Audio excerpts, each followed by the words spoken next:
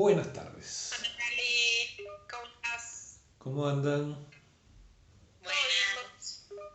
Buenísimo, buenísimo. ¿Cómo andamos? Bien, bien, bien, bien. Con ganas de laburar. Qué bien.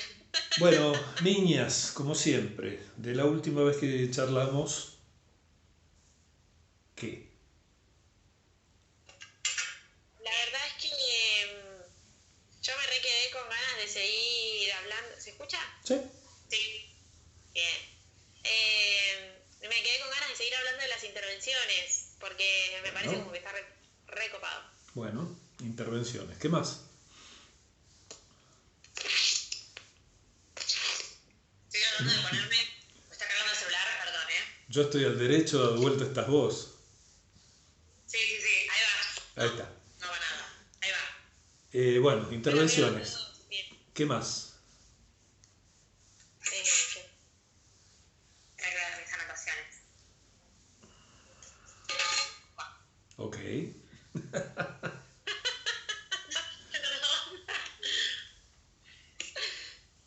Bueno, vamos con las intervenciones. Con las intervenciones, sí.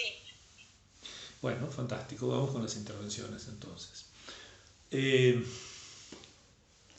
Señalamiento, interpretación, construcción y muy allá a lo lejos y con muchísimo cuidado, acto, ¿no? Señalamiento ya lo... Pero, ya es un chiste. Es un chiste, no importa. El señalamiento, ya lo dijimos un par de veces, consiste en enfocar la atención del paciente en un determinado elemento de su discurso, de su psiquismo. Señalamiento es prender un reflector y apuntarle a una representación. ¿Cómo se hace un señalamiento? Se elige una representación cualquiera, no cualquiera, pero cualquiera, y se la señala, se la repite.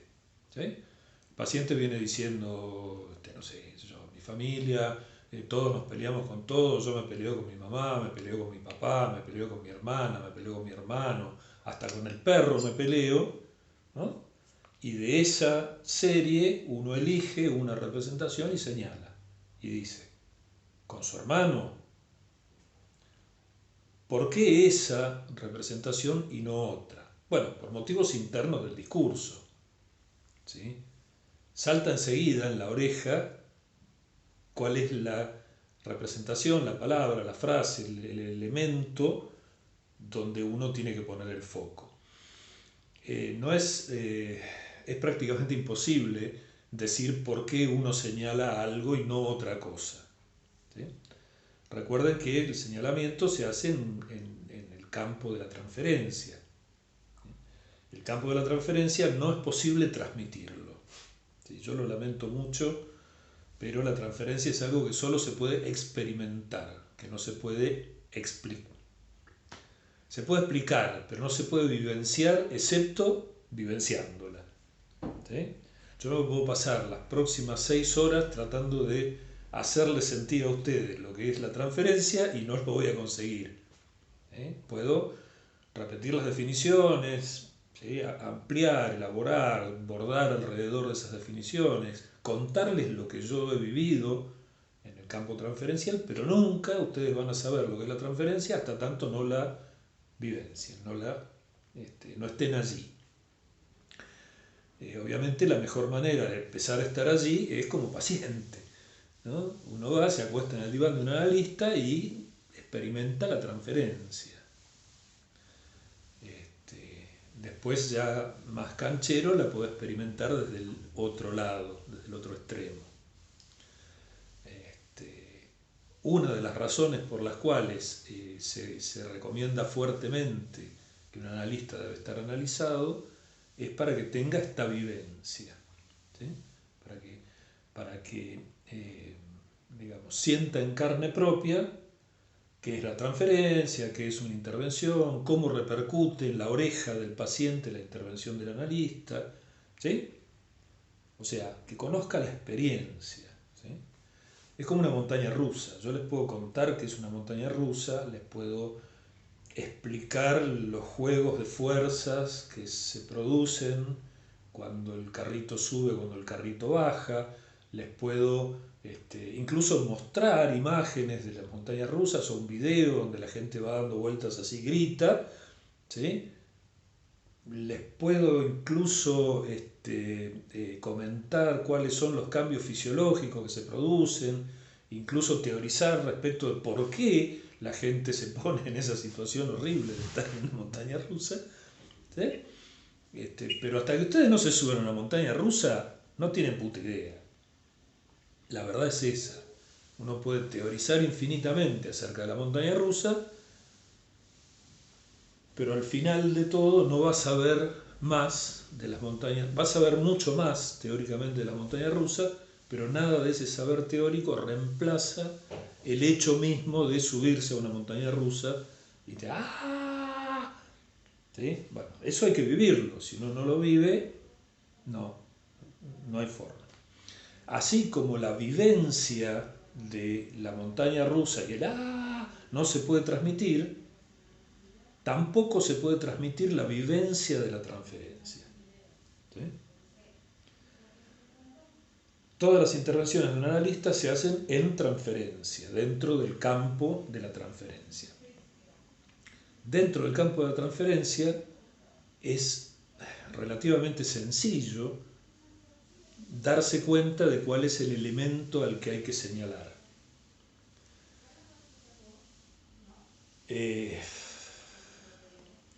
Si uno se pone purista, ¿no? Ustedes saben que yo no suelo ponerme purista, no me gusta, pero si uno se pone purista, tiene que, con Freud, decir solo una vez salta el león. O sea, cada interpretación debe ser realizada en el tiempo, en el momento justo, de la manera justa y todo esto. Sí, ponele, en teoría sí, estamos de acuerdo. En la práctica, uno va a pifiar muchas veces. La ventaja es que no importa cuántas veces pifie uno, porque una intervención que uno realiza o fuera de tiempo, o señalando el elemento equivocado, o cualquiera de estas cuestiones, pasa de largo, no tiene ningún efecto sobre el psiquismo del paciente, ¿sí? Tiene efecto sobre el psiquismo del analista, que dice, me equivoqué, qué cagada, se pega con el látigo en la espalda, ¿sí? Pero ¿La transferencia no afecta? ¿Cómo? En la transferencia no afecta. En la contratransferencia afecta fuertemente. Uno se cuestiona. No, yo digo tipo para el paciente. No. Este me está señalando, perdón, es así, ¿no? Pero este me está señalando cualquier gilada. No, para el paciente pasa de largo, no. A ver, convengamos que para el paciente uno siempre señala giladas, ¿sí? La persona está hablando del drama pasional que tiene con su novio y uno le pregunta, le señala el color de la sábana de la cama, ¿sí? Entonces la persona va a decir, pero pelotudo, ¿qué me está diciendo? No importa. Recuerden que uno trabaja con el yo del paciente, pero no solo ni prioritariamente con el yo del paciente. ¿Está bien? Las intervenciones suelen ser lo que a mí me gusta llamar tiros por elevación, ¿sí? Uno tira por arriba del yo, ¡pum!, a impactar en el ello, o en el superyo, en la parte inconsciente del superyo, ¿sí? El yo ni se entera o dice, ¿qué está diciendo? Disparate, ¿qué importancia puede tener el color? ¿No? Bueno, pero uno sabe que tiene importancia y por eso lo está señalando, ¿sí? Un color que ha aparecido repetidas veces. Bueno. Supongamos que uno le pifia al señalamiento. En vez de preguntar por el color de la sábana, pregunta por, no sé, qué sé yo, el peinado que traía la chica en el momento de la pelea, ¿sí? El paciente de la misma manera va a decir, mirá las pelotudeces que pregunta este hombre, pero no le va a pasar nada, ¿sí? Porque el tiro por elevación no impactó en ningún lado, ¿sí? ¿Se acuerdan de la batalla naval? Bueno, en la batalla naval uno dice un par de coordenadas y el otro a ciegas y el otro dice si agua, si no acertó, si tocado, si le pegó y si hundido, si lo hundió al barquito. Bueno, esto es lo mismo. Uno tira y si no impacta en ningún lado, agua, no pasa nada, ¿sí? Uno desperdició un tiro en todo caso, no más que esto. Pero cuando uno impacta, ahí se nota, ¿sí? Ahí se nota por la reacción del paciente. El paciente va a decir, pero qué pelotudez. Pero a continuación va a empezar a traer material, inmediatamente después, material que tiene que ver con la intervención que uno hizo, ¿sí? ¿Qué color era la sábana? No sé, qué sé yo, qué color era, no me importa. La verdad que ni me fijé, nada, ¿no? Bueno, pasa la situación y la siguiente asociación es... Bueno, yo me acuerdo que cuando estaba en Bariloche y veía toda por la ventana la nieve blanca, ¿no? Y desarrollaba una escena. Mira, no se acuerda del color de la sábana, pero me dice que la nieve es blanca, ¿sí? Sábana, nieve, la sábana de nieve, ¿no? Ahí hay un lazo. Esta escena que me trae, mirando por la ventana en Bariloche, la sábana de nieve blanca, tiene que ver con la escena de la pelea con la novia. ¿Qué tiene que ver? No sé, no sé, pero tiene que ver. Entonces yo tomo nota. Escena de la pelea, escena de Bariloche. Y la dejo ahí, nada más. Esto es un señalamiento exitoso, ¿sí? El yo del paciente embabia como siempre. Ustedes saben que el yo siempre está en babia, nunca entiende nada. Incluso en la vida cotidiana, ¿no? Yo no entiende nada, anda por el mundo como si el mundo tuviera sentido. Bueno, pero se produce un lazo, un link, un vínculo entre dos escenas. Uno no lo explota, no lo toca, no insiste, no se pone a hurgar en esa relación, no importa, simplemente hace un vínculo. Uno toma nota de ese vínculo y lo deja ahí acostado, ¿sí? Para posteriores usos. Así, a lo largo de mucho tiempo, uno va haciendo señalamientos y registrando relaciones entre escenas. Al principio seguramente van a ser todas escenas nuevas, porque uno no conoce la historia del paciente, ¿sí? Pero a lo largo del tiempo estas historias se van a ir repitiendo, ¿sí? Porque si bien todos pensamos que tenemos infinitas historias para contar de nosotros mismos, en realidad no son infinitas. Y tendemos a contar siempre las mismas historias, siempre las mismas escenas. Vieron que dicen que los viejos son unos plomos porque cuentan siempre el mismo chiste, siempre la misma anécdota. Bueno, en los viejos, nosotros los viejos, esta tendencia a repetir las escenas significativas se acentúa, quizás porque nos queda menos tiempo. Entonces por eso tenemos que repetir las mismas sin tanto disimulo. Pero en ustedes los jóvenes también se produce esto, ¿sí? Y si ustedes prestan un poquito de atención a su entorno, se van a dar cuenta que las amigas, los amigos, siempre terminan contando la misma historia. Bueno, a lo largo de un análisis hay un primer tiempo que a mí me gusta llamar de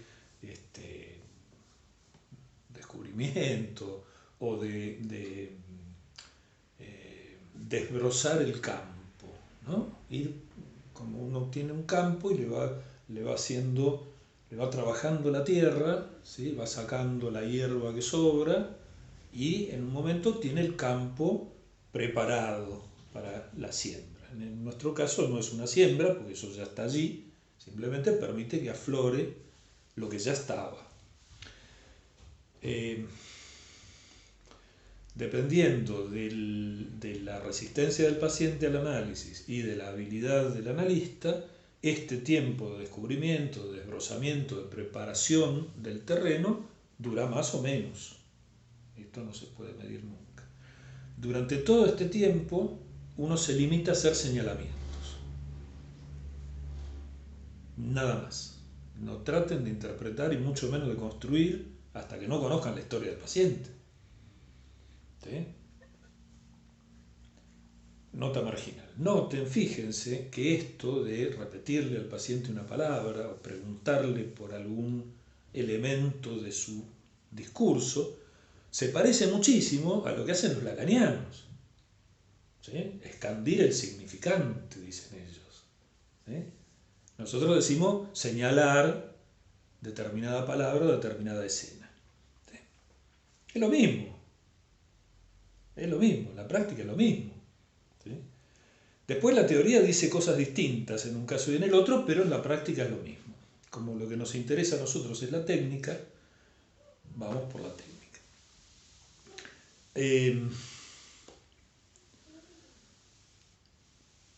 Entendemos que pasado un determinado tiempo, más o menos largo, uno empieza a escuchar repeticiones. ¿Sí?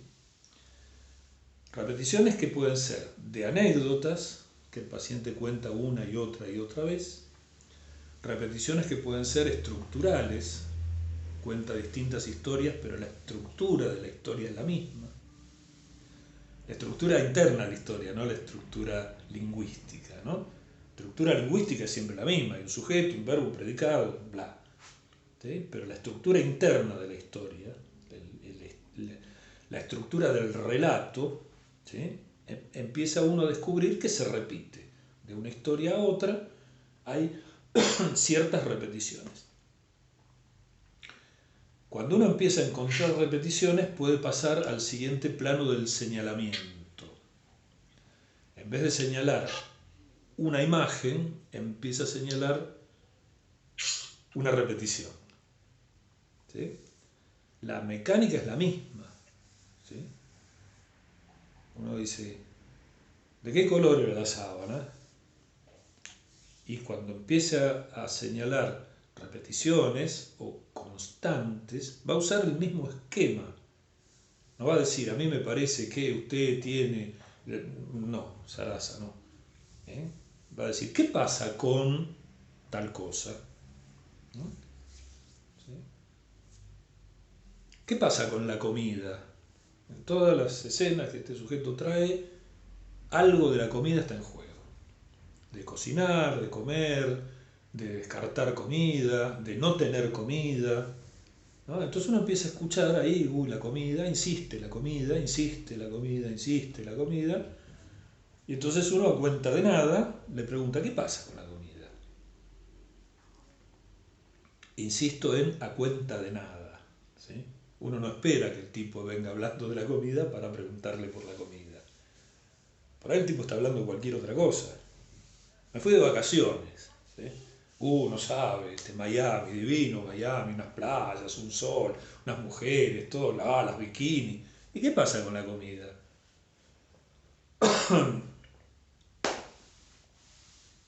Y a ver qué pasa, porque seguro que algo pasa con la comida.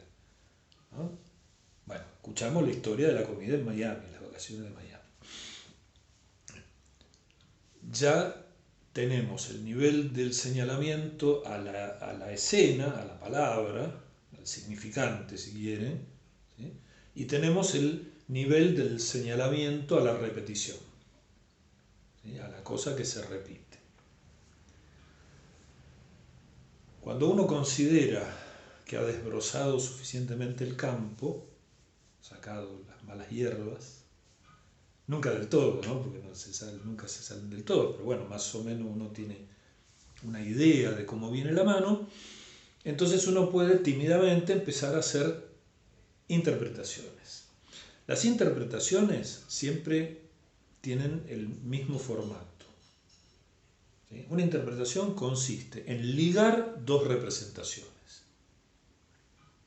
¿Sí? Como verán, no es nada esotérico ni nada encontré con la piedra filosofal, no, nada de esto. Simplemente ligar dos representaciones. ¿Sí? ¿Qué tiene que ver la comida con el blanco?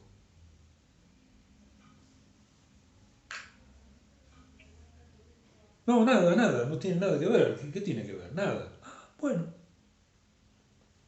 está bien. ¿no? Si él dice que no tiene nada que ver, no tiene nada que ver. Y uno espera, que es lo que viene a continuación. ¿Sabe qué? Estuve pensando, ¿cómo me gusta el arroz? ¿Cómo me gusta el arroz? Es una cosa, no entiendo por qué me gusta tanto el arroz. Y dice, mira, así que la comida y el blanco tenían algo que ver. Esto lo dice uno para adentro, no se lo dice al paciente. Al paciente nunca hay que contarle el truco. ¿Sí? Es como los magos. El mago no te cuenta cómo hace para sacar el conejo vivo de dentro de una galera vacía. Porque además si te cuenta el truco pierde la gracia. Bueno, el analista lo mismo. Nunca le cuenten el truco. Nunca le cuenten qué es lo que uno hace ni por qué lo hace. ¿Sí? Uno tiene que besar muchos sapos antes de encontrar al príncipe. Quiero decir, uno tiene que hacer muchos señalamientos antes de poder hacer una interpretación. ¿Sí? Pues las interpretaciones siempre vinculan dos elementos que antes han sido señalados. Como verán, yo lo que estoy intentando hacer es un mapa. ¿Sí? Encuentro cosas señalables. Una montaña, un río, una llanura fértil, un mar, ¿no? Una arena de playas, una sabana de nieve, ¿no? Encuentro, entonces tengo sueltas un montón de cosas. En algún momento empiezo a tratar de vincular qué tiene que ver esta montaña con esta sabana de nieve. ¿Tienen algo que ver o no? Por ahí no. Pero si tienen que ver, entonces yo sé que estas dos cosas van juntas. ¿Sí? Por otra parte, ¿qué tiene que ver la llanura fértil con la playa arenosa a la orilla del mar? ¿Tienen algo que ver? No, no tienen nada que ver. Entre medio hay una sierra. Bueno, listo. Entonces yo ya sé que hay. ¿Me siguen? Uno va armando un mapa mental en su propia cabeza, generalmente incompleto y muchas veces bastante erróneo, de lo que es el psiquismo del paciente. ¿Sí? Bueno. Carlos, tengo una pregunta. Sí. Me escucho con eco, no sé si... No importa. Espera que voy a bajar un poquito, a ver si soy yo. ¿Se puede señalar dos veces lo mismo? Sí, infinitas veces vas a señalar lo mismo. No al mismo tiempo, digamos. Yo señalo algo y digo, bueno, listo, esto lo señalé, espero que decante. No, uno puede señalar tantas veces como le aparezca la necesidad interna de señalar. ¿Sí? Okay. Uno no planifica los señalamientos se le imponen a uno. ¿Sí? Esto es lo maravilloso del método, esto que ustedes no saben cómo se hace y yo no les puedo transmitir cómo se hace, porque se hace en transferencia. ¿Sí? Entonces yo en un determinado momento me surge la incoercible compulsión a interrumpir al paciente y señalarle algo. ¿Sí? No es que yo tengo pensado antes de empezar la sesión, bueno, hoy va a venir y entonces me va a hablar de esto, aquello y lo otro, y entonces yo le voy a señalar ahí. No, ni puta idea de lo que me va a venir a contar. ¿Qué sé yo lo que me va a venir a contar? Después de un tiempo más o menos uno sabe que le va a venir a contar porque, insisto, los neuróticos cuentan siempre la misma historia. Bueno, de todas formas uno nunca sabe cómo la va a contar. Y entonces no sabe qué es lo que uno va a poder señalar. Pero escuchando ese relato, a uno, insisto, les viene la necesidad de señalar algo. Señalen sin miedo. De vuelta. A4, agua. No pasó nada. ¿Sí? Tampoco señalen todo el tiempo, ¿está bien? Sobre todo al principio uno se tiene que callar la boca, porque si uno no se calla la boca no puede escuchar lo que el otro está diciendo. Y nuestra función primordial es escuchar lo que está diciendo. Si no escuchamos lo que está diciendo, no vamos a señalar nada, no vamos a interpretar nada, no vamos a construir nada, no, nada. Y todo ese...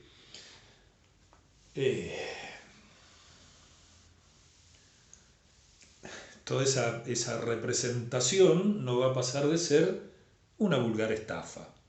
¿Sí? tipo vino, habló, pagó, nosotros no escuchamos nada, no pasó nada. ¿Sí? Bueno, pero en serio, no se preocupen por pensar anticipadamente en qué van a intervenir. En serio se van a dar cuenta solas. Y en serio, si se equivocan no pasa nada. ¿Sí? Yo creo que esta es una de las... Me escucho con eco yo también. Y bueno, ¿qué va a ser? Todas tienen eco. No, me parece que es una de, como de las preocupaciones más grandes, Por justamente supuesto. esa, ¿no? Como, bueno, intervengo y qué pasa si intervengo mal, si le digo algo que no era, No pasa si le nada. molesta lo que le digo, si, viste, como... No, si le molesta está por lo menos al buenísimo. principio, a mí al principio me pasaba, me sigue pasando, no sé cuánto tiempo más me pasará, pero como, bueno, tener cuidado con lo que uno le va a decir y qué pasa si le digo, con Aldi lo hablamos un montón, y me acuerdo que leímos un texto, nada que ver ahora con las residencias, de Rubinstein creo que era, y decía como, bueno, no pasa nada, digo, no se va a ir por una mala intervención, no se Por va ahí a ir sí, por un mal señalamiento. Por ahí sí, por ahí sí. Por ahí se va. Y eso es una locura. A mí me daba como, por lo menos es lo que más miedo me da, es esto, ¿qué le digo? Bueno. No tanto callarme, porque a lo mejor callarme incluso me sale mejor que decirle, porque a veces es como, ¿qué carajo le señalo? No sé qué señalar. Si vos pensás que no sabés qué señalarle, es que no le tenés que señalar nada. En serio, el señalamiento a uno se le impone, ¿sí? Uno se da cuenta, esto hay que señalarlo, ¿sí? Después el mecano 2, ¿no? La segunda parte, es cuándo señalarlo, ¿sí? Porque uno puede saltar sobre la representación, ¿no? El tipo viene hablando y cuenta una escena y dice, acá está, y salta y la agarra. Es una posibilidad, no está mal, ¿sí? Otra posibilidad es callarse la boca, esperar que termine esa historia, termine de contar, y entonces ahí uno, por retroalimentación, vuelve sobre la escena y la señala. También sirve, ¿sí? Depende de lo interesante que sea lo que está diciendo el paciente. Si es muy interesante, uno se calla la boca y espera a ver cómo se desarrolla. Si es un plomo, bueno, uno va y señala, interrumpe y señala, ¿sí? Esto de interrumpir al paciente tiene sus complejidades, porque la mayoría de los pacientes hablan y no diría que espera, pero cuentan con ser interrumpidos. Los obsesivos no. Los obsesivos hablan, pero no hablan para que uno los escuche o los interrumpa. Hablan por la mera compulsión a sacar por la boca los sonidos, ¿sí? No hablan para que uno entienda o para entender. ¿Eh? Hay un texto de Barthes, creo que se llama Placer de texto, ¿sí? Donde él teoriza esta cuestión de la erotización del hablar. Ustedes saben que los obsesivos tienen un problema serio con la erotización del pensamiento, ¿sí? Y esta erotización del pensamiento se transmite a su formulación. Entonces el obsesivo habla, uno de repente lo interrumpe porque tiene algo que decir, lo dice, y entonces el obsesivo dice, puede ser, y sigue con lo suyo. No se le mueve un pelo, ¿sí?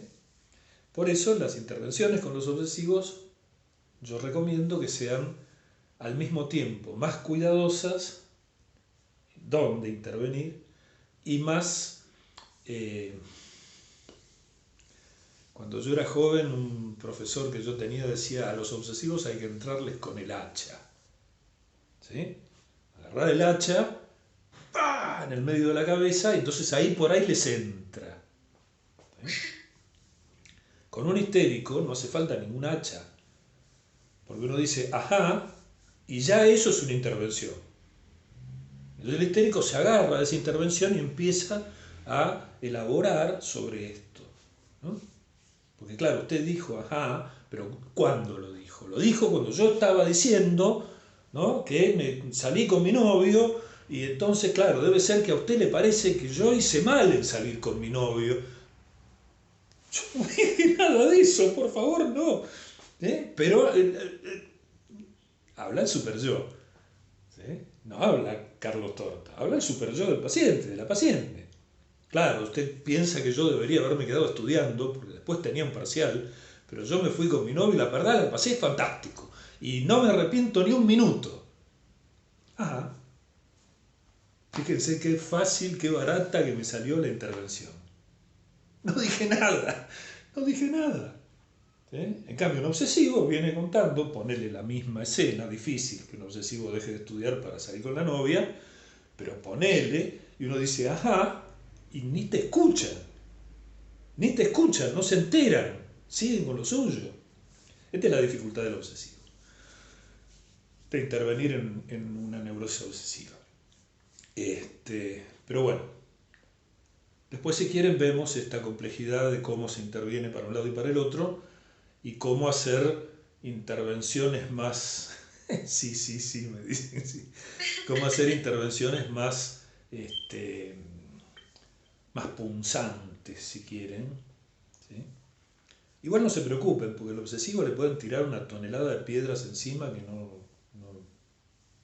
ni noticia, no se haga problema. Bueno, pero estamos con el tema de los señalamientos. Señalamos determinadas palabras, determinadas escenas, determinados personajes de las escenas. ¿Sí? Después empezamos a señalar constantes, repeticiones, elementos que se repiten en varias escenas o situaciones diferentes. ¿Sí? Y en algún momento empezamos a relacionar dos elementos. La regla básica con esto es que siempre se relaciona un elemento que está presente en la sesión con un elemento que está ausente de la sesión. ¿Sí? El paciente viene y dice, no, porque anoche saqué a pasear a mi perro y entonces íbamos caminando y pasó otro perro y se pusieron a pelear y yo me puse nervioso, ¿no? Y entonces uno dice, ¿tendrá algo que ver ese ponerse nervioso con la sábana blanca? Yo no tengo ni idea de si tiene algo que ver o no. No es que yo sé que tiene que ver y entonces le estoy diciendo para que él se dé cuenta. No tengo ni idea. Ni idea consciente. ¿Sí? Porque esto del determinismo psíquico que vale para los pacientes, también vale para nosotros. Si a mí se me ocurrió relacionar los nervios ante la pelea de perros con la sábana blanca, es porque mi inconsciente hizo antes una ligazón. ¿Sí?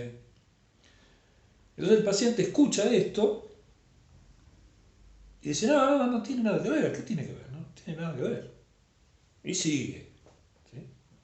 Y después aparece la confirmación.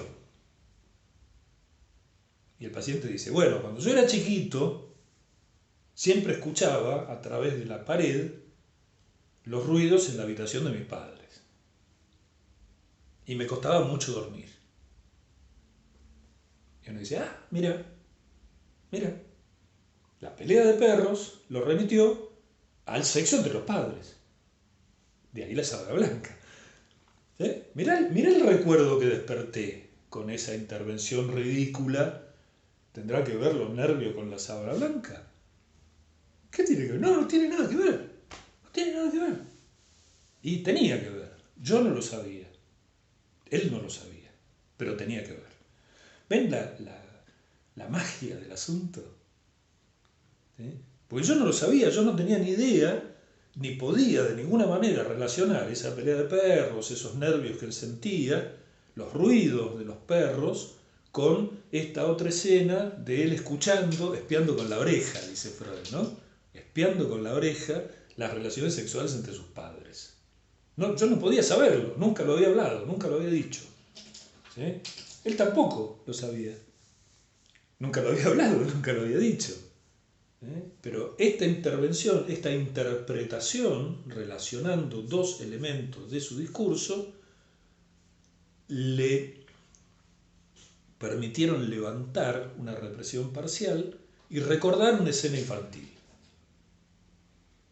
Entonces uno dice, para uno mismo, la cosa está funcionando. ¿Sí? La cosa está funcionando. Uno tiene derecho a sentirse medianamente satisfecho por el laburo que está haciendo. Medianamente, nunca del todo, ¿no? Pero no está tan mal. No está tan mal. ¿Sí? Bueno. Este es el laburo que les va a consumir la mayor parte del tiempo del análisis de un paciente. Uno sigue señalando cuando empieza a interpretar. No es que uno empiece a interpretar y no señala nunca más nada. No, uno sigue señalando porque los señalamientos siguen siendo necesarios. ¿Sí? Pero también va interpretando. Sigue descubriendo nuevos elementos del mapa y empieza a relacionar elementos entre sí. ¿Sí? El mapa deja de ser un conjunto azaroso de elementos y empiezan a cobrar relaciones. ¿Sí? Entonces ya sabemos, mira, las sábanas blancas tienen que ver con los nervios, tienen que ver con el arroz, el gusto por el arroz, y tienen que ver con la excitación sexual infantil que este tipo sentía escuchando a los padres coger en la habitación de al lado. Miren qué mapita que se nos está armando. ¿Sí? Lindo, ¿no? Digo, porque empezamos a transitar terrenos conocidos. ¿Sí? Acá está la novela del neurótico, ¿no? La novela familiar del neurótico. Acá está también la sexualidad infantil, ¿sí? Porque el pibe escuchaba y obviamente se excitaba. ¿Y qué hacía con esa excitación? Eso hay que descubrirlo, porque algo hacía, no cabe duda. ¿Qué podía hacer? Y podía masturbarse, podía tener pesadillas, podía mearse encima en la cama, podía ir a la escuela y cagar trompada a un compañero, podía no poder prestar atención a las cosas del colegio y ser un burro, pues, infinitas cosas que podía hacer con esa excitación. Cosas que hay que descubrir. ¿Sí? Pero uno no le puede preguntar al paciente, che, viejo, bueno, está bien, vos estabas en tu camita y escuchabas los ruidos de tus viejos y seguro que te calentabas. ¿Y qué hacías? ¿Que te masturbabas? Uno podría hacerlo, pero no, las normas del arte no permiten esas preguntas directas. ¿Sí? Pero hay que descubrirlo. ¿Qué hacía este pibe? Porque eso que hacía determina lo que hace ahora. ¿Sí? Esto que hace ahora es la repetición corregida y aumentada de aquello que hacía cuando era pibe. ¿Sí? Bueno. Entonces tenemos el complejo de Edipo, tenemos la metamorfosis de la pubertad, tenemos las primeras relaciones objetales, post pubertad, ¿sí? Cómo transitó la metamorfosis de la pubertad, cómo empezó a relacionarse en la adolescencia, ¿no? Todo esto sale de acá, se abre desde acá. ¿Sí? Se abre un mundo a explorar. ¿Cómo se explora? Con señalamientos y con interpretaciones. Nuevos elementos van apareciendo, entonces uno los señala y los ubica sueltos en el mapa. ¿Sí? Y después, con el tiempo, logra vincular una escena con otra, un elemento con otro, y entonces lo ubica ya en algún lugar del mapa, por lo menos en relación con otros elementos. Teóricamente al menos, con este método uno va a encontrar todos y cada uno de los elementos de la vida significativa del sujeto y los va a ir ubicando hasta tener un mapa mental de todo el psiquismo, toda la historia de este sujeto. Buenísimo, van a decir ustedes. ¿Y todo esto para qué sirve?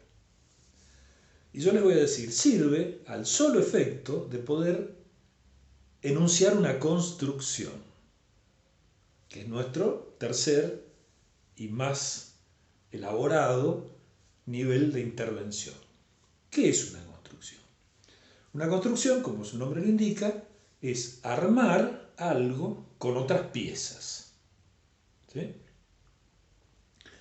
A lo largo del análisis uno se da cuenta que en ese mapa que el paciente nos cuenta con sus palabras, hay agujeros. Hay agujeros, ¿no? Acá debería haber algo y no hay. Esta es la sensación que uno tiene. Acá, entre la sábana blanca, el arroz que le gusta, la pelea de los perros que le pone nervioso, los ruidos de los padres en la habitación de al lado, esto, aquello, lo otro, lo más allá, falta algo. Hay algo que falta que le daría a todo esto un orden y un sentido. Y no está. Y no está. ¿Sí? Tenemos todo el borde del agujero, pero lo que hay dentro del agujero no lo tenemos. Y lo buscamos y preguntamos, ¿no? Investigamos, indagamos, lo hacemos hablar, le preguntamos para que se acerque, ¿no? Hacemos relaciones entre los bordes a ver si logramos la trama que cierre ese agujero y no está. Y no está. Entonces, en algún momento, uno construye. ¿Y qué hace? ¿Qué es la construcción? La construcción es inventar, a propósito digo inventar, lo que hace falta para cerrar ese agujero.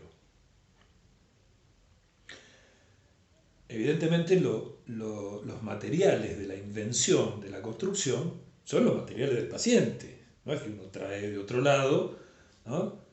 El tipo está haciendo una película de cowboys y uno trae una nave espacial y dice, bueno, acá, en medio de la pelea de los vaqueros con los indios, mientras los Longhorn corrían para allá y pasaba el ferrocarril y los chinitos haciendo la vía del tren para allá, acá se posó una nave espacial y eso le da sentido a toda la escena. No, claramente no.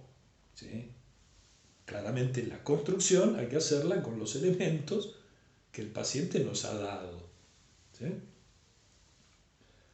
Cuando uno enuncia una construcción, cierra un campo del análisis. ¿Sí? Teóricamente al menos, una construcción debe darle sentido a todo ese campo y por lo tanto hacer cesar los síntomas, aliviar la angustia, ¿sí? Y abrirle al sujeto un área de la experiencia que le estaba vedada. Esto Freud lo llama cegar las lagunas mnémicas. ¿Sí? Cegar como quien tira tierra en un terreno pantanoso y logra un terreno firme. Bueno, esto es cegar las lagunas némicas. No cegar de dejar ciego. ¿No? A lo sumo cegar un ojo de agua, que sería dejar ciego un ojo de agua tapándolo con algo. ¿Sí? Bueno, cegar las lagunas némicas. Tapar ese agujero, pero no taparlo con cualquier cosa, taparlo con algo que haga que todo lo demás cobre sentido. ¿Sí? Que el paciente pueda relacionar finalmente su gusto por el arroz, ¿sí?, con su disgusto por las sábanas blancas. Que el paciente pueda decir, ah, eso era, claro, ¿no? Esta es la pieza que me faltaba, ahora entiendo todo. Mentira, no entiende todo, ¿no? Entiende todo de este cachito. Nada más. Pero sepan que si uno hace esa construcción y la construcción es acertada y es correcta y realmente cierra ese agujero, ese campo del análisis no se toca nunca más. Porque no hay más necesidad de tocarlo. ¿Sí? O sea, el paciente nunca más va a venir a asociar ni con el arroz, ni con el blanco, ni con los perros, ni con los nervios, ni con los ruidos. Ya está. Esto cobró sentido, se cerró. Esto que los lacanianos odian tanto. ¿Sí? Y te dicen, no, ¿cómo le vas a dar sentido? Hay que, al contrario, hay que seguir, ¿no?, infinitamente haciendo que se despliegue. Y yo digo, sí, está lindo, sí, pero no. Pero no, porque el psicoanálisis es una psicoterapia. ¿sí? El paciente viene no para investigar su cadena de significante, viene porque sufre, viene porque se angustia, viene porque tiene un síntoma que no puede entender. No puede parar de masturbarse, no es que la pasa joya masturbándose y viene a contarnos que estuvo leyendo Hegel. No, porque si la pasa joya masturbándose, yo no lo atiendo. ¿Para qué? ¿Sí? Yo lo atiendo si el síntoma le causa placer, no si le causa placer. Si le causa placer, no lo atiendo. ¿Para qué lo voy a atender? ¿Sí? Si no se angustia, si no tiene un síntoma que lo perturba, si no tiene una inhibición que lo molesta, ¿sí? Porque puede tener una inhibición y no molestarle a mí. ¿Sí? Viene una monja y me dice, soy completamente frígida. Bien, ¿y cuál es el problema? ¿No? Te hizo voto de castidad, es frígida, ¿cuál es el problema? Está todo bien. Digamos que, ¿para qué la vamos a curar de su frigidez si total usted hizo voto de castidad? Uno piensa, bueno, su voto de castidad y su frigidez deben tener el mismo origen inconsciente, no importa, pero es cosa para uno, no es para ella. Entonces, el paciente viene porque sufre de una inhibición, sufre de un síntoma o sufre de angustia, que son los tres campos en los que Freud trabaja: la inhibición, el síntoma y la angustia. Lean Inhibición, síntoma y angustia y van a ver cómo Freud desparrama todo el campo del psicoanálisis en esas tres áreas. ¿Sí? Bueno, buenísimo. Entonces, sí. Pregunta. No sé si sucede esto en la práctica, ¿no? Pero me imagino esto, que venga alguien tal vez con mucha angustia o muy desordenado, muy abrumado, y de repente uno quiere empezar con señalamientos y demás, que como llegar a ese momento, cuando alguien está muy angustiado, muy exaltado, no sé bien qué palabra usar, como que lo veo difícil. En mi cabeza por lo menos lo veo difícil. Sí. Pienso, ¿hay intervenciones previas como para preparar el terreno para poder hacer esos señalamientos, intervenciones y demás? Espere. Señalamiento, interpretación y construcción son cosas que se dan en el marco de la transferencia. O sea, fundada una transferencia y ha iniciado un análisis. ¿Sí? Si viene un paciente muy angustiado, muy desbordado, que no puede pensar y que está sacado todo el tiempo, yo no lo pongo en análisis.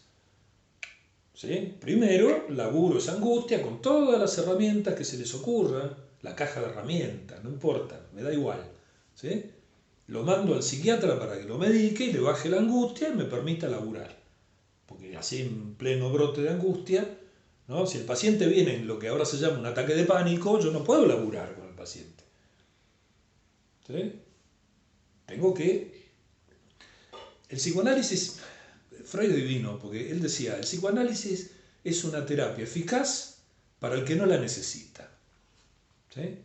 O sea, mi terapia es eficaz para gente que no necesita terapia. Con eso funciona bárbaro.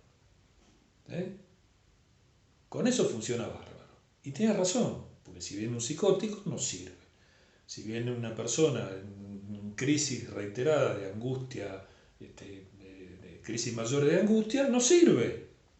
Hay que hacer otra cosa. ¿Sí? Si viene un fóbico, tan fóbico que no le permite llegar al consultorio, no sirve.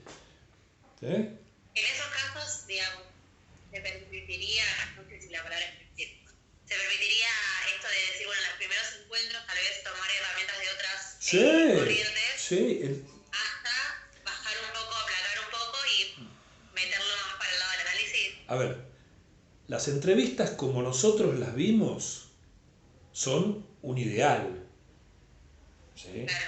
Un ideal que en general no pasa nunca. ¿Sí? Uno tiene que hacer un montón de cosas en las entrevistas para lograr que el paciente encaje en el método. ¿Sí? Bueno, si a mí me viene un paciente desbordado de angustia que se me derrite en el consultorio, yo no lo puedo poner a asociar libremente. ¿Sí? Primero tengo que hacer algo con esa angustia y después veré. Primero tengo que ver si es una angustia que es medicable, que es necesario medicarla, lo mandaré a un psiquiatra para que le baje monto para que podamos laburar. O es una angustia que se puede tratar más fácilmente por medios psicológicos, y entonces, bueno, trabajaré un tiempo hasta que eso, ¿sí? Esto es un riesgo, porque uno ya con un paciente establece un estilo, y después es muy difícil cambiar de estilo. ¿Sí? Si yo tengo una persona que me consulta y yo decido que en las entrevistas lo tengo que contener, lo tengo que amoldar, maniobrar para que no se desparrame, ¿no? Establezco un estilo de relación que él tiene derecho a seguir esperando de mí. Y entonces yo después no sé si voy a poder decirle, bueno, ahora que esto está solucionado, bueno, ahora empezamos el análisis. Recién me va a decir, ¿y esto qué era? ¿Hasta acá qué estuvimos haciendo? Y yo no tengo permitido decir, no, bueno, lo que pasa es que usted vino tan loco que no se podía, ahora sí se puede. ¿No? O sea, lo más probable es que si yo hago ese laburo previo y lo pongo en condiciones de iniciar un análisis, no lo pueda hacer conmigo y lo tenga que derivar. Lo deriva, claro. Carlos, Sí, yo tengo otra consulta en relación a las construcciones. sí, Entiendo que son intervenciones muy complejas sí, y va a depender de la singularidad de cada paciente. totalmente. Pero, ¿cómo es apropiado, digamos, una construcción o sea, con qué material? Vos dijiste que tenía que ser con material del paciente también, pero que tomás palabras Sí, del paciente, sí. o sea, a eso, no sé, bien. Tomo palabras, tomo escenas, tomo relaciones que el paciente hizo en otros lados y las aplico a este agujero. ¿Sí? Bien. Entonces, Palabras que en algún nosotros, momento, en algún momento yo le voy a decir al paciente, esto que le pasa por esto. Resulta que, Freud, resulta que cuando Juanito era muy chiquito, quería mucho a su mamá, ¿sí? Y había un doctor que ya sabía que Juanito es una construcción, iba a querer mucho a su mamá y que se iba a asustar porque le tenía miedo a su papá. Eso es una construcción. Después discutimos si la construcción era válida, el paciente no estaba en análisis con Freud, estaba en análisis con su propio padre, era un escándalo, digamos, un despropósito, estaban fundando la ciencia, ¿no? Pero eso es una construcción. Esto que a usted le pasa por esto, vea. Esto se relaciona con esto, esto se relaciona con esto, esto se relaciona con esto, esto se relaciona con esto. Y todas estas relaciones dan este resultado. Y una ahí, especie de, capaz que estoy equivocada con la palabra que voy a usar, ¿no? te- Como una especie de evolución, si se quiere. sí. A mí me gusta más, porque devolución queda como que, bueno, él me dio algo y yo le devuelvo algo. Yo no le devuelvo nada. Es más, me lo guardo todo para mí. ¿Sí? Me gusta más la cosa del surcido. ¿Vieron cuando una media tiene un agujero? Ahora se tiran, pero antes, cuando yo era chico, las medias se surcían. ¿Sí? No es que se hacía una costura y se pegaban, sino que se rellenaba el lugar faltante de tela con hilos. Chiqui, para acá, para allá, para allá. Y se armaba una tela que era no exactamente la misma que la que uno estaba remendando, pero bastante parecida. Y cerraba el agujero. Y uno podía seguir usando la media sin que se le salieran los dedos para afuera.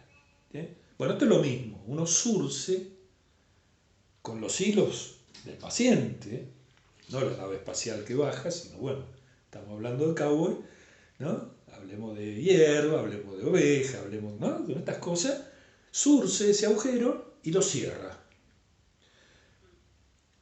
La construcción, cuando está bien hecha, produce en el paciente como una epifanía, ¿sí? Un momento de plenitud, ¿sí? Era esto, ¿no? Como el pecho se le hincha, dice, ¿no? Y momentos a la construcción, cómo suelen estar estar los pacientes, como cuando decís, acá tengo que hacer una construcción. ¿Se entiende la Sí, pregunta? vienen muy laburados, ya el paciente ya está acostumbrado, ¿no? No es que uno le cae en la quinta entrevista con una construcción, que no se podría hacer, ¿sí? Hacer una construcción te puede llevar años de laburo, ¿sí? Porque tenés los señalamientos, multitud de señalamientos para hacer unas cuantas interpretaciones que finalmente definan una área donde no se entra, ¿sí? Y donde hay que poner una construcción. Construcción que tenés que hacer con los mismos materiales del paciente. Fíjate el laburazo que hay que hacer uno, pero también el paciente. Si ustedes hacen una construcción y el paciente le dice, sí, bueno, puede ser, no era. No era. No pasa nada, no pasa nada, no se asusten, no pasa nada. Se puede hacer otra construcción, hay que esperar un tiempo. ¿Sí? Dale. Yo tengo una pregunta.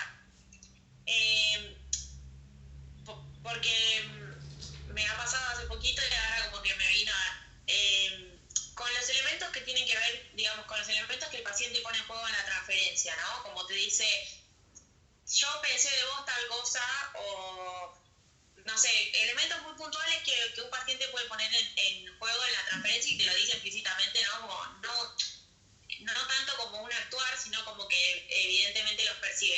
Estos elementos tienen algún peso, digamos, privilegiado, más particular, que haya que trabajar con eso algo, porque son elementos que, por ejemplo, en la situación esta fueron sorpresivos, que en ningún momento habían sido mencionados y los puso ahí, como yo de vos pensé tal cosa, claro, o yo tuve miedo de tal cosa, claro, y quedaron ahí. Bueno, lo primero que uno tiene que hacer es identificar en qué posición transferencial lo han colocado. ¿Sí? Porque tuve miedo de que me dejaras, ¿no? O de que me echaras. Bueno, ¿quién es el que lo puede dejar o echar? ¿Sí? La mamá, el papá, el hermano, la novia, el marido. ¿Quién? ¿En qué figura de su pasado nos ha colocado? ¿Sí? ¿Qué está transfiriendo sobre nosotros en esa escena? ¿Sí?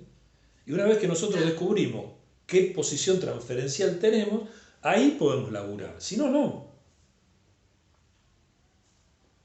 ¿Y eso varía, Carlos? Porque o Sí. siempre estás como en la misma, No, en la misma posición de transferencia. no, eso es lo maravilloso del psiquismo humano. En un rato sos la mamá, al otro rato sos el papá, de repente sos el hermanito menor, de repente sos el policía que lo persiguió en la manifestación.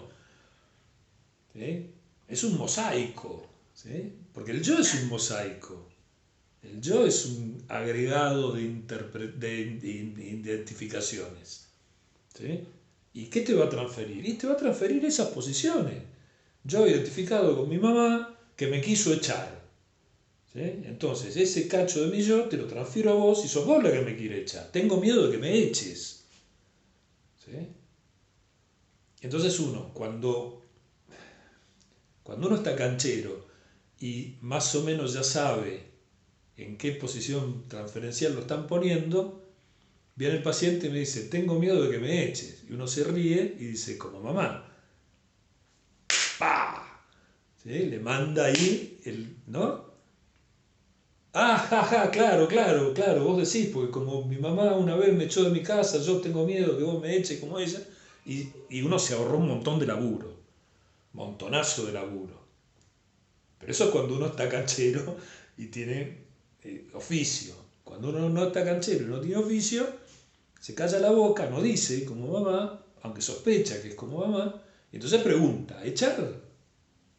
¿Echar? ¿Por qué te echaría? A ver, contame. No le dice, no, quédate tranquilo, yo nunca te voy a echar. No se trata de tranquilizar al paciente. No le dice, mira, si me seguís jodiendo de esta manera te voy a terminar echando. No se trata de intranquilizar al paciente. ¿Sí? Se trata de averiguar por qué Corno nos puso en esa posición transferencial. ¿Sí? A ver, ¿qué es esto de echar? ¿Por qué te echaría? ¿No? Y no, porque yo pago tarde, pago mal, yo sé que vos cobras más de lo que yo te estoy pagando y entonces por ahí pensé que vos me ibas a echar porque poner otro paciente que te pague más. Ah, mirá, Interesante. ¿Y a vos te echaron mucho?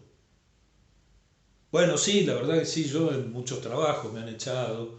Este, ¿Por qué? Bueno, pues yo soy medio vago, no laburo mucho, en general me rasco las pelotas todo lo que puedo, y cuando se dan cuenta me echan, ¿no? ¿Ven cómo se va armando? ¿No? ¿Y qué más? ¿Quién más te echó? Bueno, sí, una vez mi papá me dijo que yo trabajaba o estudiaba, porque vagos él no mantenía, así que me dijo que si no, me echaba. Ah, tu papá. Mm. ¿Tu papá pensaba eso? No, no, esa era mi mamá. Mi mamá lo mandaba a decir, porque la que pensaba eso era mi mamá. Bueno, ¿no? Se arma toda la serie de todos los lugares en donde uno acaba de ser ocupado. ¿Sí? A uno lo posicionan como que, como el jefe que lo echa porque es un vago de mierda, como el padre que lo echa porque la madre quiere que lo eche, como la madre que lo manda al padre, ¿no? Fíjense todo el material riquísimo que hay atrás de ese tengo miedo de que me eches. En este sentido, y solo en este sentido, yo estoy de acuerdo con los lacanianos. No hay que cerrar, hay que abrir. ¿Sí? Porque si el paciente viene y dice, tengo miedo de que me eches, y uno le dice, no, tranquilo, tontito, no te voy a echar nunca, ¿qué hizo? ¡Puc! Obturó. ¿Sí? Y el paciente dice, ah, bueno, gracias, gracias. Ya estoy tranquilo. Obturó, se cerró. ¿Qué se cerró? Se cerró toda esa cadena asociativa larguísima, ¿sí? Que nos iba a llevar siempre, nos va a llevar a los mismos, la misma escena infantil, a los mismos personajes infantiles, ¿no? Siempre nos va a llevar al mismo lado. Ya sabemos que nos va a llevar ahí. Cualquier cosa que un neurótico diga nos va a llevar ahí. Qué aburrido. Sí, pero el asunto es cómo. ¿Cómo es el recorrido de este tipo en particular para llegar ahí? ¿Vamos a llegar al complejo de Edipo? Sí. ¿A dónde más quieren llegar? ¿Sí? Es eso. De eso se trata, ¿no? Porque, a ver, los pacientes vienen y cuentan muchísimas historias, todas diferentes, ¿sí? Pero en definitiva son 4 historias. Mi mamá me quería, mi mamá no me quería, mi papá no me quería. Se acabó.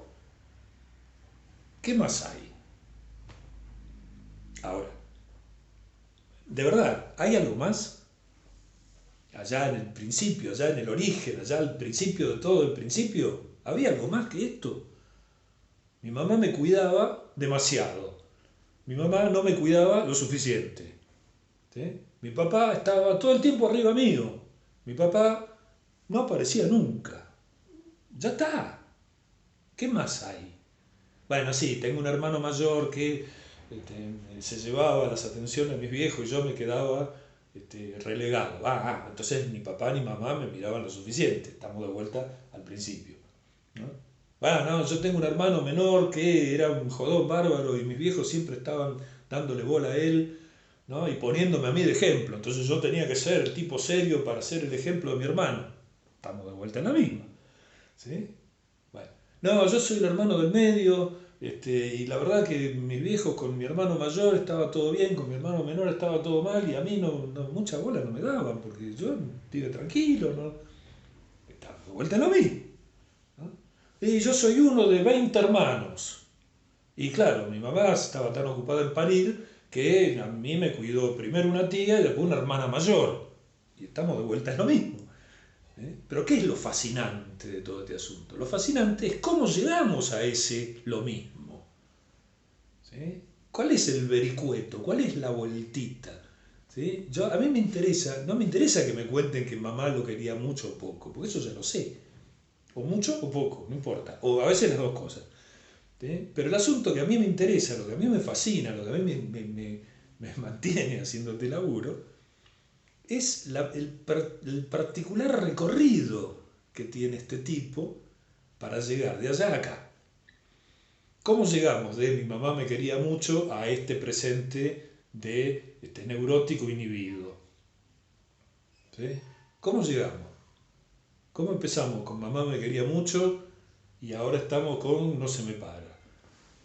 ¿Sí? ¿Cómo llego de allá hasta acá? ver, cuénteme, señor, ¿cómo es el caminito este?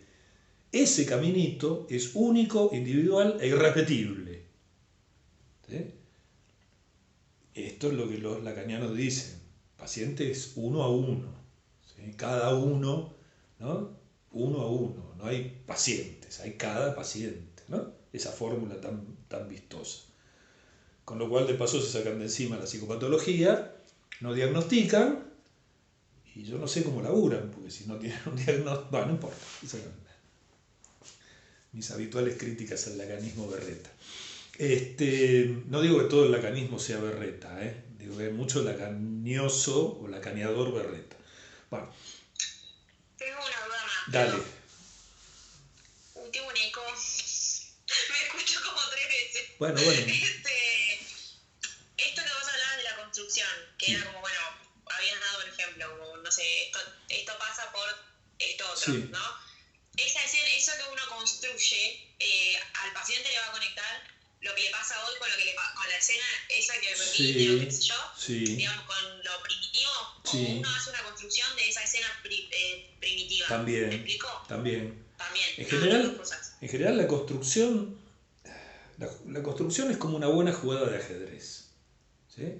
Una buena jugada de ajedrez es aquella que ataca, defiende y mantiene la iniciativa, todo al mismo tiempo. ¿Sí?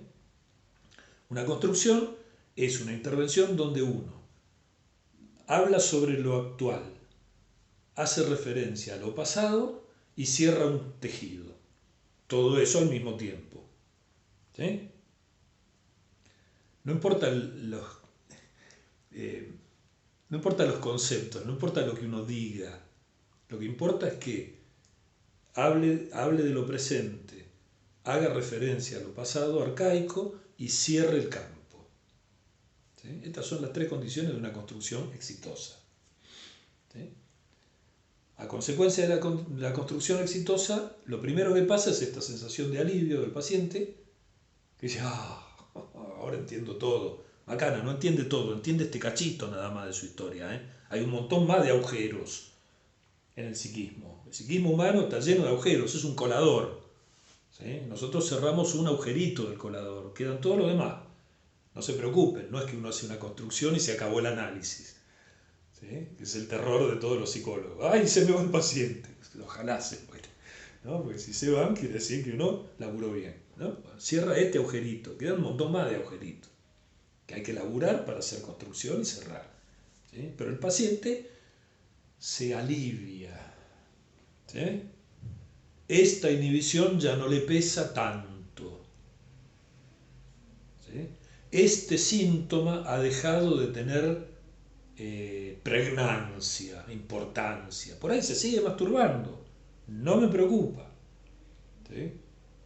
Pero ya no es este karma de soy un pajero y la masturbación compulsiva. ¿Sí? Ahora se sigue masturbando, pero es distinto. No se siente culpable, dice, bueno, total, ¿qué problema hay? No tengo pareja, ¿y por qué voy en castidad? Me masturbo.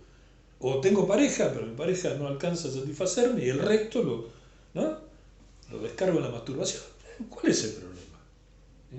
¿Ven la diferencia? No ha cambiado la actitud, no ha cambiado el hecho, lo que ha cambiado es la significación. ¿Sí? Lo que yo les contaba de mi mamá. ¿No? Ah, claro, ¿cómo? ¿No era que mi mamá quería que yo fuera un gran artista? No era. Era que me quería tranquilo para poder pintar. ¡Ah! ¡Qué alivio! ¿No? Y ¡ah! ¡Qué puñalada! ¿No? Las dos cosas juntas. Bueno, ¿sí? Eso es el efecto de una construcción. En mi ejemplo personal, la construcción la hice yo mismo, no la hizo mi analista, pero no importa. Ella posibilitó el campo transferencial para que yo pudiera hacer eso. Está bárbaro, no hay problema. ¿Sí? Está bien, no estoy diciendo que fue inútil, al contrario. Bueno, ¿sí? El cierre de ese campo de trabajo produce un alivio en el paciente, también en el analista, porque ya nunca más vamos a tener que hablar del arroz, de la sábana blanca, de la nieve, basta. Harto me tenés con esta sábana blanca, harto, bueno, listo, ya está, no hablamos más de esto. Pero no hablamos más no por una represión, ¿sí? Sino porque ya está, no está más, ¿sí? Se fue, no está más, desapareció, ¿sí? Se consumió.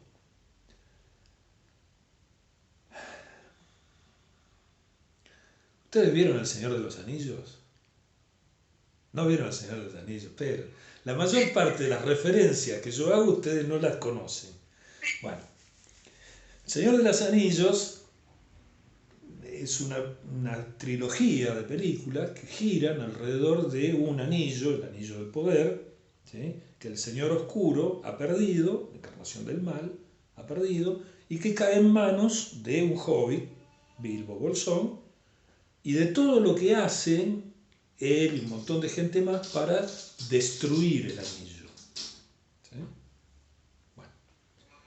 La escena culminante, cuando Bilbo está a punto de tirar el anillo y en vez de tirarlo lo reclama y dice, me lo quedo, en ese momento el Sauron, el Señor Oscuro, se aviva de la trampa en la que lo habían metido y manda a los Nazgûl, a los espectros del anillo, volando con sus bestias, a buscar el anillo, que está justo al borde de ser destruido o reclamado por otro.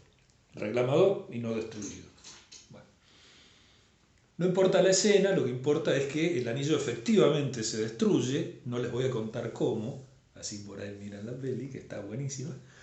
El anillo se destruye y en la explosión que produce, explosión de energía del poder, los espectros del anillo son consumidos, ¿sí? Y desaparecen como si nunca hubieran existido. Esto es lo que pasa con una construcción exitosa, ¿sí? Se cierra, se ciega y no están más, ¿sí? Pero no están más no porque uno los entierre y les ponga una piedra encima para que no se levanten. Eso es la represión, ¿sí? No están más no porque uno les saque la energía afectiva y la ponga en otro lado, ¿sí? Y entonces están ahí, pero a uno no le importa porque no los ve, ¿sí? A cambio de tenerle miedo a las abejas, ¿sí? Eso es la fobia, ¿sí? Bueno, ¿sí? No están más porque no están más. Porque aún estando, ¿sí? Las representaciones no desaparecen, siempre se conservan, ya no tienen poder. No tienen poder sobre la persona, ¿sí? Entonces la persona puede, en el futuro, decir, no, sabés que era una cagada, pero la verdad es que mis viejos no tenían mucho cuidado conmigo y se ponían a coger en la pieza al lado mío y no se daban cuenta, o por ahí no les importaba, que yo estaba ahí, me quedaba despierto hasta cualquier hora de la noche, temblando porque no sabía qué era lo que estaba pasando. Y lo puede contar sin dolor, sin angustia, sin miedo, sin remordimiento, sin odio. Sigue estando, pero ya no tiene poder, ¿sí? Entonces, este pobre tipo que tenía ese agujero que le impedía tener relaciones sexuales con su novia, ¿sí? Porque siempre estaba temiendo que los vecinos lo escucharan, ¿no? De repente puede, ¿sí? No es que ya no puede más. No hay más, no puede más. Puede. ¿Sí? Y entonces uno dice, mira, funciona. Después sigue teniendo quilombo con el jefe, se sigue peleando en la calle con cualquiera, le raya el auto con el paraguas a cualquiera que se le cruce, es hincha de Boca, no sé, vota a Milei, no sé, qué sé yo, todas las cagadas neuróticas que uno se puede mandar, infinitas. Pero esta inhibición no la tiene más. No la tiene más, ¿sí? No es que uno va a transformar a este pobre neurótico en un superhombre al estilo de Zaratustra. No, va a seguir siendo un pobre boludo, pero va a ser un pobre boludo que sufre un poco menos. ¿Está bien? Este es nuestro laburo. Hacer que la gente sufra un poco menos. No esperen del psicoanálisis la revelación, ni la iluminación, ni el superhombre nietzscheano, ni nada de eso, ¿sí? Lo único que podemos conseguir es que este pobre boludo sufra un poco menos. no es poca cosa, ¿eh? No es poca cosa. Vivimos en un mundo donde el sufrimiento está muy bien visto y muy promocionado, ¿sí? Benditos sean los pobres, porque de ellos será el reino de los cielos. ¡Minga! Yo quiero ser feliz ahora, no después de muerto. ¿Sí? Hagamos la revolución del proletariado y alcancemos el paraíso comunista. No, no me prometan más paraísos. No quiero más paraísos. Quiero ahora ser feliz, no después de muerto. No en el siglo XXIII, cuando la lucha de clases ya no existe. No, no, basta. ¿Sí? Bueno, pero ven cómo tiene muy buena prensa esto. ¿Sí? Los negros, las negras se embarazan por un plan. Claro, claro, sí, cualquier mujer elige embarazarse una, dos, tres veces para cobrar un plan. Claro, porque se vive fantástico un plan, ¿vieron? Está bárbaro. Uno cobra un plan y se va de vacaciones a Miami, joya. No, no, ¿sí? No quiero más planes, ¿sí? Ni gente que dice que se embarazan por un plan. ¿Está? Bueno, el sufrimiento está demasiado favorecido en esta sociedad. ¿Sí? Sí, que también parece proceso no en el camino, si no sos explotado no valió de nada también. Claro, claro, Mismo que pesa tanto, que hay personas que lo hacen carne y lo repiten. claro. Es terrible. Esta semana estoy indignada por eso justamente. Así que... Bueno, justamente hoy una paciente me decía, divina, una histérica divina, que consiguió desprenderse de un trabajo de oficina que la asqueaba, ¿sí? De 8 horas de oficina en un estudio jurídico, que le daba asco laburar ahí, hacer fotocopias, era una cosa que... ¿no? Una piba divina, inteligente, sensible, ¿sí? Laburando en una fotocopiadora, daba las puteadas, bueno, consiguió renunciar a ese trabajo y se consiguió un laburo de community manager de una chica para OnlyFans. ¿Sí? No me miren con cara de que no saben de qué estoy hablando. No, Sí, saben de lo que estoy hablando, ¿no? Bueno, esta chica, trabajadoras sexuales virtuales, que venden contenido, venden fotos, venden videos, venden zaraza. Entonces hay gente que trabaja para ellas haciéndoles la propaganda, el contacto con los clientes, toda la zaraza que les permite a ellas hacer lo que mejor saben, exhibirse. ¿Sí? Bueno, esta piba consiguió un trabajo de eso, ¿sí? Que gana en euros más del doble de lo que ganaba laburando 8 horas en una oficina, que además se divierte, porque es una histérica divina que se caga de risa, ¿no? Me habla siempre de los pajeros que le escriben, que no le escriben a ella, le escriben a la otra, pero no importa, ¿sí? Y que está aprendiendo un montón de sexualidad, porque claro, ¿viste? Los tipos le escriben, los tipos y las minas, ¿no? Sobre todo tipos, pero también minas, le escriben, le piden cosas y le... Bueno. Y entonces uno dice, buenísimo, genial, se sacó de encima el karma de las 8 horas de oficina, ¿sí? ¿Sí? Y es cierto, y es producto del análisis, ¿eh? Ojo, no estoy diciendo que pasó por casualidad, ¿sí? Logramos con mucho trabajo que se desprendiera de ese karma de las 8 horas de oficina. Pero ¿saben qué? Le da una culpa bárbara, una culpa terrible. Y dice, no, esto no es laburo, no es laburo. Yo me levanto a mediodía, me voy al gimnasio, salgo, paseo, después vengo a mi casa, pongo la tele en mudo y en la computadora me escribo con gente, ¿sí? 4 o 5 horas por día, después me voy a dormir temprano, me levanto a la mañana, después a mediodía me tiro y me duermo una siesta. Y esto no es laburo. Todas yendo a mandar currículum a ese lugar. Esto no es laburo, me dice. No es laburo. Yo sé que es laburo. Yo sé que es laburo. ¿Sí? Yo también le pediría laburo. Claro, 4 horas escribiendo boludeces y me pagan en euros. Claro, yo también quiero eso. ¿Sí? Bueno, esto no es laburo, me dice. Esto no es trabajo. Esto es un chiste, esto es joda. Esto es... ¿sí? Entonces yo le digo, ¿no es laburo? Me dice, no, no, sí, ya sé que es laburo, ya sé, yo laburo, soy monotributista, tengo que aportar, me pagan en una cuenta de banco, es laburo, yo hago un laburo y me pagan por eso. Pero esto Pero no es como no sufro, laburo, no es laburo. Claro, no es laburo porque no sufro, porque no tengo un jefe de mierda que me está cagando a pedo y que además me quiere levantar, no me pagan tarde y mal, no tengo que hacer una tarea que me disgusta, entonces no es laburo. ¿Sí? Bueno, fíjense qué incrustada que está esta cultura del ganarás el pan con el sudor de tu frente. ¿Sí? Frase espantosa, horrible, desagradable, ¿no? Casi lo peor de la religión judeocristiana.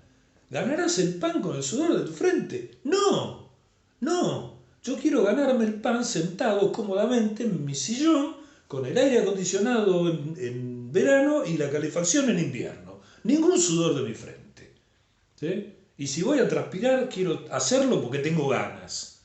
¿Sí? No porque tengo que cavar zanjas. No, no quiero ganar el pan con el sudor de mi frente. ¿Sí? Quiero ganar el pan. A ver, el trabajo dignifica. Otra. Sí, claro, el trabajo dignifica, por supuesto que el trabajo dignifica. El trabajo creativo dignifica. El trabajo bien pago dignifica. El trabajo hecho con placer dignifica. Ahora, 10 horas diarias en una mina de carbón no dignifica, embrutece. ¿Sí? Correr atrás del camión de la basura, revoleando los desechos de los demás adentro del camión y después teniendo olor a basura el resto de tu vida, no dignifica. No dignifica. ¿Sí? Coser 10 horas por día en un taller de costura clandestino no dignifica. Mentira que dignifica. El trabajo no dignifica. El trabajo creativo dignifica. Bueno, de vuelta, ¿no? La cultura del sufrimiento. Ah, no, hay que... En el amor, ¿no? En el amor que no duele no sirve. No es amor si no tenés celos. Me cago en la hostia. ¿Cómo no es amor si no tenés celos? Los celos son lo peor que le puede pasar a una persona enamorada. ¿Sí? Después charlamos de la escena edípica por la cual el sujeto se pone celoso, ¿no? Porque siempre el otro la tiene más grande. Bueno, no importa. ¿Sí? Pero ¿sí? Sufrir por amor, qué concepto de mierda. ¿No? El amor está para el placer, no para el sufrimiento.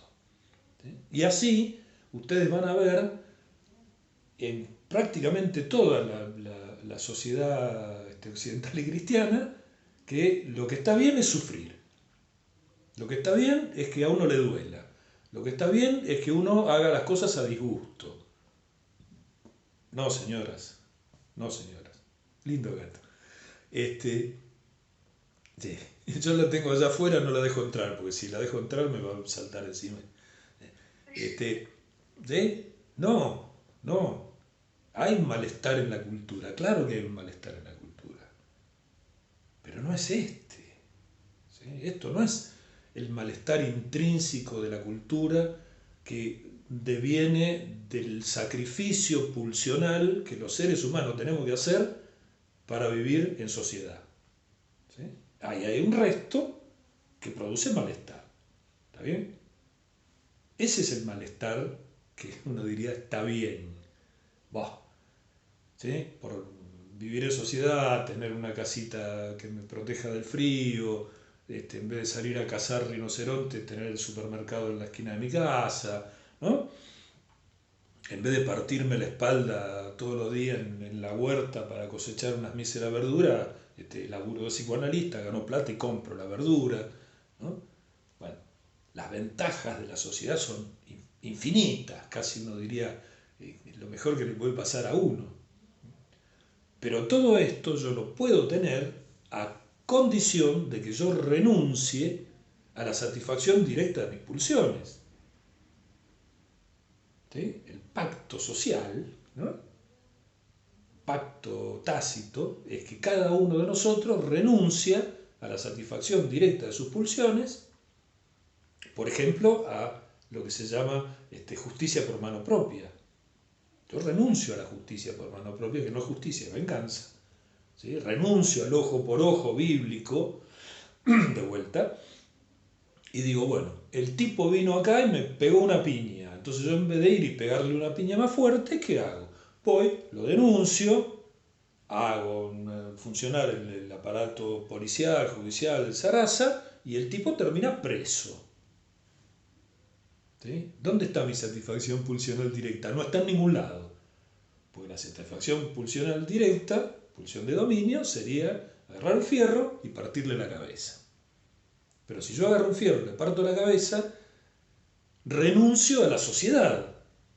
Si todos nosotros agarramos los fierros y le partimos la cabeza al otro, porque nos miró mal, renunciamos a la sociedad, a la comunidad.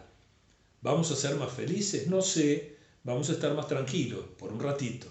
¿Sí? Porque vamos a descargar nuestras pulsiones directamente, ¿no? Ando por la calle, pasa una mina que me gusta, voy, la agarro, la violo y sigo. ¿Sí? No me fijo si ella quiere o no quiere, no me fijo si hay gente alrededor mirando, no me interesa. Yo estoy caliente, me saco la calentura y vamos. ¿Sí? Satisfacción pulsional directa, sin mediación. ¿Sí? Volvemos a la animalidad. ¿Sí? Al perro no le pregunta a la perra si tiene ganas o si le consiente el coito. Se la monta. Y en general la perra accede o no accede, si no accede muerde y raja, y si accede, accede, ¿sí? Pero no va a ir a hacer una denuncia por acoso en la comisaría de la perra. ¿Sí? Porque por esto son animales. Nosotros tenemos el problema de tener que mediar la satisfacción de nuestras pulsiones por nuestro psiquismo. ¿Qué es lo que nos hace humanos? Nuestro psiquismo. ¿Sí? ¿Cómo conseguimos nuestro psiquismo? Renunciando a la satisfacción directa de las pulsiones. Léase prohibición del incesto, prohibición del parricidio. ¿Sí? Las dos prohibiciones fundamentales que fundan la cultura, fundan la humanidad. ¿Estamos hasta ahí? Bueno, ¿que produce un malestar? Sí, claro que produce un malestar. Cuanto más fascinante sería, no sé, cogerme todas las minas que me gustan sin preocuparme por las consecuencias. ¿Sí? Sería mucho más descontracturante, ¿sí? Que tener que hacer todo el laburo que uno tiene que hacer para conseguir que alguna le dé bola y que acepte, ¿no? Aunque ella también tenga ganas, pero siempre está esta cosa de, bueno, competir con el otro, a ver quién se la levanta. Sarasa de cultura. ¿Sí? Escribirle poemas de amor. ¿Sí? Poemas de amor. ¿No? Y si se va con el otro, ofenderme a muerte y escribir un tango y te fuiste y me dejaste y yo que te quería, ¿no? Y batirme a cuchillo, no, batirme a cuchillo no puedo, porque eso ya sería demasiado directo. Entonces lo denuncio por estafa, no sé. A ver, los yanquis tienen una ley en donde castigan la promesa incumplida de matrimonio, ¿no? Si alguien le promete matrimonio a otro y no cumple, lo multan. ¿Ven el grado de sutileza y de especialización de la cultura humana? ¿Sí? Bueno, este es el precio que pagamos por la renuncia a la animalidad. Malestar en la cultura. Tenemos que trabajar. Los perros no trabajan. Los perros por ahí sí, porque son pobres bichos, pero los gatos no trabajan. El gato no trabaja. El gato le da de comer, come, no le da de comer, se raja y caza un pajarito. O se muere de hambre, ¿sí? No trabaja. ¿Sí? Trabajan los animales que nosotros obligamos a trabajar. El perro vigila la casa, el burro lleva la carga, el buey tira del arado. ¿Sí? Pero el animal, librado a sí mismo, no trabaja. ¿Por qué habría de trabajar? ¿Para qué? ¿Para acumular más bananas de las que puede comer en toda su vida? Esa estupidez la hacemos nosotros, no el mono. ¿Sí? Si un mono juntara, lo leí el otro día, si un mono juntara más bananas de las que puede consumir en un día y las guardara en un lugar, diríamos que está loco, que es una aberración, un aborto de la naturaleza. ¿Para qué quiere tantas bananas? Si no las va a poder comer en su vida, se van a pudrir. Es absurdo, ¿no? Pero al mismo tiempo tenemos no sé, un Pablo Roca, que tiene fortuna que le permitiría a él vivir 500 vidas lujosas sin que se notara la diferencia. Y nadie dice que Pablo Roca es un perverso, que no, ¿para qué quiere tanta guita? Bueno, algunos decimos que es un perverso, que para qué quiere tanta guita. Pero en la sociedad que vivimos, está bien, hay que ser Pablo Roca. Ganar mucha guita, llenarse de guita. ¿No? Tenés 15 autos. ¿Por qué? ¿Cuántos autos podés ir al mismo tiempo? ¿No? ¿No? Digo, no sé, tenés 365 camisas, usás una camisa distinta por día. ¡Wow! ¿No? Había un juez que tenía corbatas de seda y tenía una colección de corbatas de seda y todos los días se ponía una corbata distinta. No es de locos, no es de locos. Porque está bien, yo no te digo que tener una vida digna, tener una casa propia o la seguridad de un alquiler tranquilo, tener comida en tu mesa todos los días. Darín lo decía. Darín lo decía. Decía, yo no necesito tener un avión privado. Yo me doy 2 duchas calientes por día. Soy riquísimo, tengo todo lo que necesito. Cada vez que me quiero bañar, tengo una ducha caliente a mi disposición. ¿Qué más quiero? ¿Qué más necesito? Y lo decía Darín, que podría haber tenido un avión privado si hubiera querido, ¿no? Tipo decía, a mí me llamaron de Hollywood para hacer una película, y me pagaban, no sé, cantidad de millones de dólares, y yo le dije que no, porque no me interesaba el guión. El periodista dice, pero vos sos loco, ¿cómo te perdiste esos millones de dólares? Y dice, ¿para qué quiero tantos millones de dólares? Como todos los días, duermo en una cama cómoda todos los días, mi familia está bien, tengo a mi mujer que la amo y me ama, me pego 2 duchas por día calentita, tengo ropa linda, ¿qué más quiero? ¿Sí? ¿Qué más quiero? ¿Por qué querría más? Esta sería la pregunta. ¿Por qué alguien querría más? Bueno, el psicoanálisis da respuesta a estos interrogantes, respuestas teóricas, ¿no? Que por supuesto los Pablo Roca de la vida no aceptan. Lógico. Bueno, no importa. No me permitan que yo me vaya tan por las ramas y para el lado de los tomates, porque yo termino hablando de cosas que a mí me fascinan, pero ustedes no tienen por qué importarles. Bueno, y con este delirio cotidiano cerramos la clase. No, entonces está muy interesante. Se habrán dado cuenta que estas clases, por más que no están estructuradas de ninguna manera, van cobrando una especie de repetición. ¿Sí? Una especie de repetición. Yo empiezo preguntándoles a ustedes qué les quedó de la vez pasada y que me pregunten lo que quieran. Me paso 1h20 más o menos hablando de eso y contestando alguna pregunta que a ustedes se les ocurra. Y los últimos 10-15 minutos se me salta la chaveta y hablo de cualquier batata. ¿Sí? Que es la parte que para mí es más divertida. Donde yo hago, no es que los hago acá, digamos, pero es lo que en alguna época se llamaba el psicoanálisis en extensión, ¿sí? No la cosa estricta, teórica, clínica, sino cómo usamos el psicoanálisis para entender el mundo en el que vivimos, ¿sí? Que es un tema que a mí me fascina, ¿sí? ¿Qué dice el psicoanálisis de la lucha de clases? ¿Sí? ¿Cómo podemos pensar la lucha de clases desde el psicoanálisis, ¿no?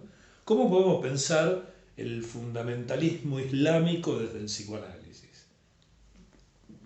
Esta es la parte que a mí me divierte del asunto, ¿no? Agarrar un fenómeno y decir, a ver, y si lo pensamos con los parámetros del psicoanálisis, ¿qué pasa con esto? ¿Qué nos dice del ser humano el fundamentalismo islámico? O si quieren, para no ir tan lejos, el gorilismo, ¿sí? O el peronismo, ¿no? ¿Qué nos dice del ser humano? ¿Sí? Que haya un señor que se pase todo el día mandando memes antiperonistas por teléfono a otro que sabe que no es peronista, pero que tampoco es antiperonista. ¿Sí? Tengo un amigo reciente que se pasa el día, todos los días, desde hace por lo menos 3 meses, mandándome memes, canciones, videos, toda cuanta cosa antiperonista haya, el tipo me la manda. ¿Sí? Sabiendo que yo no soy antiperonista, tampoco soy peronista, ¿no? Pero me comparte unas cosas que deben ser las cosas que se comparten en su círculo, ¿no? Claro, el muchacho es militar, entonces está imbuido de esta cosa gorilosa, ¿no? Y el tipo me las comparte a mí, y entonces yo me pregunto, ¿y por qué a mí? ¿Sí? ¿Por qué a mí? ¿No? Si le hemos hablado, yo le digo, mira, estas cosas a mí, sí, me divierten, qué sé yo, hay algunas que son ingeniosas, pero yo no soy antiperonista, a ver, como tampoco soy peronista, ¿no? No me identifico con ninguno de los dos lados de la grieta, sí, soy de los boludos que andan haciendo equilibrio en el medio, ¿no? Pero bueno, y el tipo insiste, ¿no? Y entonces yo por ahí me rechiflo y le digo, bueno, sí, pero vos te acordás de los bombardeos en Plaza de Mayo. No, eso es todo mentira, eso es todo... Bueno, ¿qué puede decir el psicoanálisis de el gorilismo? ¿No? ¿Cómo se puede pensar desde el psicoanálisis un fenómeno social exclusivo de Argentina, ¿sí? Que no existe en ningún otro lado del universo, ¿sí? Porque es propio nuestro, el gorilismo es propio nuestro, ¿sí? ¿Cómo se puede pensar psicoanalíticamente el hecho de ser gorila? ¿Sí? Sin caer en la zaraza berreta de, bueno, Perón y Evita, papá y mamá, y entonces los gorilas se pelean porque... no, esa berretada no, ¿sí? No. Pero a ver, saquémosle punta a este asunto, ¿no? Pensemos un poco. Esta es la parte que a mí me divierte, que es la parte que a ustedes menos les interesa, porque claramente lo que ustedes quieren es aprender clínica, técnica. Pero bueno, me tienen que aguantar un poco porque el tipo está viejo y a veces se le pianta la chaveta y terminamos para el lado de los tomates. Dale. Podemos pensar para esto y arrancar ¿no? Como un debate, podría ser interesante. Sí, cuando quieran debatir, encantado. No, digo, para pensarlo, y en la semana tenemos tiempo para a ver desde dónde encarar, o pensamos que podemos encarar Bueno, este fenómeno. es una buena idea. Dele, piensen, a ver qué se les ocurre, cómo se podría. Bueno, niñas, nos vemos el miércoles. ¿Sí? Chao, nos vemos. A ver, Buena semana. a ver dónde me lleva el miércoles que viene. Chao, chicas. Chao, hasta el miércoles.